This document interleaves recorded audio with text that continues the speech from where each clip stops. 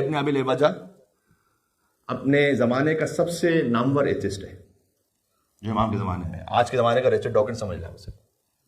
पढ़ा लिखा है, बहुत अच्छी बहस करना जानता है। अच्छा, इब्न अबी लेबाजा ने इमाम से कई बहस की है, लेकिन उसका जुमला एक बड़ा लतीफ़ है तारीख में। उसने कहा कि इनकान फी हादिहि दुनिया, गौर कीजिएगा, रूहानियुन यतजस्सद इज़ा शाअ ज़ाहिरन व यतरव्वह इज़ा शाअ बातिनन फहुव हाज़ा। इसका मैं तर्जुमा करता हूँ खिदमत में।